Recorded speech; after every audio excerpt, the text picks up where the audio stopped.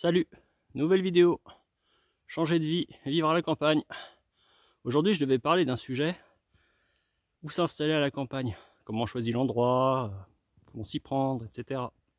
Puis finalement, il y a eu un petit imprévu qui est toujours intéressant à mettre en lumière au regard du développement personnel, une capacité à s'adapter, à changer de programme, et cet imprévu, c'est lui. J'avais mis ma tenue pour aller courir, et finalement, lorsqu'il m'a vu en tenue, il a fait des bonds de 2 mètres de haut. Il était tellement enthousiaste que j'ai pas eu le cœur de lui dire de rester à la maison. Si bien que je tourne une vidéo, mais pas sur la thématique initialement prévue. Aujourd'hui on va parler de ça, le chien. Comment ça se passe à la campagne? Alors c'est pas le mien, c'est le chien des beaux-parents. Ah, une voiture passe. Viens là, bouge pas. Très bien. Voilà. Parfait, bouge pas. Une deuxième. Une voiture peut en cacher une autre. Là sur cette route on doit croiser une voiture par heure. Et là j'en croise 2 d'un coup, c'est plutôt rare. Donc je disais, ouais, ces choses-là, eh ben, à la campagne, il n'y a pas à dire, c'est vraiment un compagnon de vie hyper appréciable. Alors quand il est arrivé, lui, il était, je pense qu'il avait été abandonné, et il tournait autour de la maison des beaux-parents pendant des jours, et puis mon beau-père le nourrissait, et la belle-mère voulait pas trop qu'il rentre à l'intérieur. Et c'était un soir de Noël. Moi j'étais là pour le coup, et il faisait tellement froid dehors. Alors le chien était très craintif, mais j'ai réussi à le faire rentrer. Je lui ai ouvert la porte, et il devait tellement se geler qu'il s'est dit bon, je serais quand même mieux à l'intérieur avec eux, même si je les connais pas trop encore. Et c'est comme ça un peu qu'il a été adopté. Après il a fait le parcours classique, adoption, vétérinaire, soins, etc. Et c'est vrai que c'est un compagnon de vie fabuleux. Alors on peut pas mettre ça au même plan qu'un enfant, hein. Faut pas non plus, faut que chaque chose reste à sa place, mais il apporte de la vie et un rythme aussi, parce que forcément faut le nourrir, faut le promener, le soigner, et du coup pour des personnes un peu âgées, ça met de l'énergie, ça met un rythme et de la bonne humeur. C'est vrai qu'il est quand même plutôt sympa et attachant. Quand il m'a vu là tout à l'heure, moi j'étais en tenue de campagne, quoi, pantalon à poche, une polaire, et quelques heures après je suis revenu en tenue de trail, et il a compris que j'allais courir, et là il a tout de suite réagi. Et pour en revenir au développement personnel, l'animal, il est toujours prêt en fait, il saisit les opportunités dès qu'elles se présentent, et je pense que pour nous, déjà il faut identifier l'opportunité, mais quand on l'a identifiée et qu'elle se présente,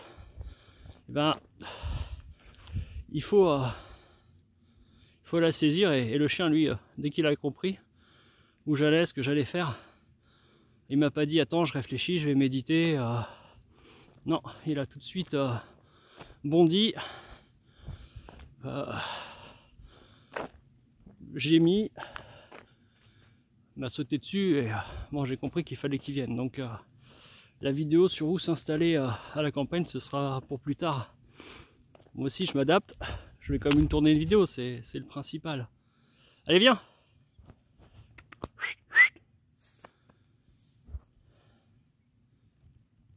Voilà, c'est bien. Et donc ouais, compagnon de vie, franchement idéal pour des personnes âgées. Moi j'en ai pas de chien, j'en ai jamais eu, je sais pas trop ce que c'est, mais je vois ce que ça leur apporte aux beaux-parents, et je me dis que ça c'est aussi par rapport à une vidéo précédente où je parlais des différences entre la ville et la campagne. C'est sûr que quand on a un animal et qu'on vit à la campagne, l'animal il est quand même plus heureux, ou en tout cas il a plus de raisons d'être heureux à la campagne, parce qu'évidemment bah, ça court, ça peut se rouler dans l'herbe, ça va renifler les pistes, les animaux sauvages, les écureuils, les renards, les biches. Et évidemment en ville, bah, l'animal, déjà il a un périmètre d'action beaucoup plus restreint parce que bah, il est en appartement bien souvent. Et bah, c'est assez gros un border collie comme ça, là, ça fait quand même, ça prend de la place. Et dans un appartement, bah, tout de suite ça en laisse moins pour les occupants humains. Donc à la campagne, c'est encore une différence avec la ville. Dans ce que je disais précédemment, bah, si vous avez un compagnon à quatre pattes, il sera bien plus heureux ici que là-bas. Bon, aujourd'hui, c'est gros brouillard. Alors je suis pas chez moi, je suis chez les beaux-parents. Et franchement, on n'y voit rien, il fait froid. Bonnet, gants, tour de cou, hein, pour sortir là. Tu peux pas courir en short t-shirt. Ou alors c'est que tu veux vraiment éprouver ta résistance au froid. Mais donc, avec les chiens, bon, il y a l'aspect animal de compagnie, on l'a vu. Il y a l'aspect bien-être pour l'animal en tant que tel, à la campagne, on l'a vu aussi. Et il y a un aspect, on va dire, sécuritaire. Alors les border collie comme ça, bon, celui-là il en a pas l'air, mais quand même, c'est des animaux qui sont utilisés par les bergers dans la montagne pour gérer les troupeaux de vaches, de brebis. Donc ils ont un peu ça dans le sang, d'être protecteurs, de suivre, de renifler, de surveiller ce qui se passe, encore plus que les autres canidés, de ce que j'en sais. Et encore une fois, je suis pas un spécialiste, mais de ce que j'observe, il a vraiment les caractéristiques du chien de berger. Ça, je l'ai bien observé. Et donc à la vie à la campagne, un chien comme ça, bah, c'est une alarme à croquettes, hein, en gros. C'est-à-dire que vous lui donnez des croquettes et lui, il va vous gérer votre périmètre autour de chez vous.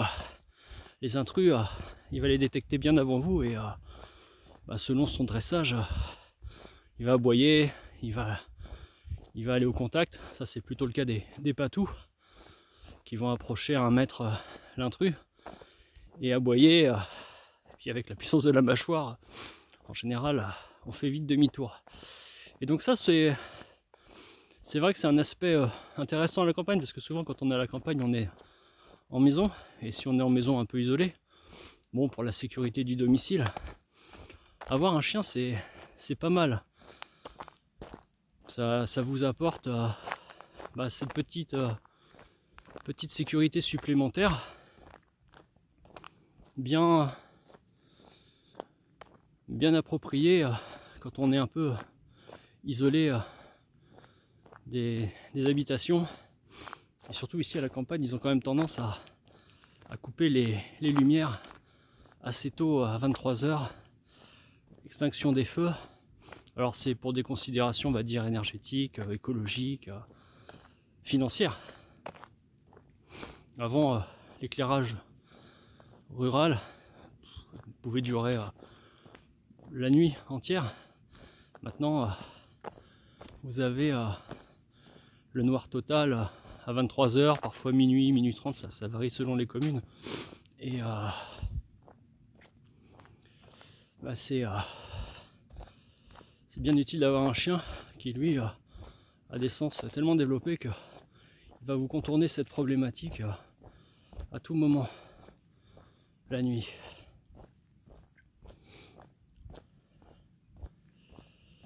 Regardez-moi ça, comment ça renifle.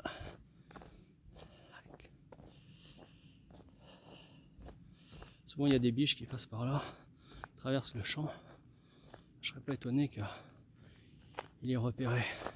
Peut-être marquer son territoire aussi, dire je suis passé par là. Bref, ça pour dire, à retenir, bah, quand on est à la recherche d'un changement de vie important, tel que s'installer à la campagne, il faut savoir saisir les opportunités Et ça, l'animal le fait d'instinct, naturellement. Nous, on a tendance à cogiter. Et c'est un trait de caractère ou de personnalité dont on peut s'inspirer pour le coup. Et c'est ce que j'essaie de faire à travers cette vidéo, de m'adapter et d'improviser quelques réflexions pour votre projet, changer de vie, vivre à la campagne. Allez, bonne fête de fin d'année et à plus.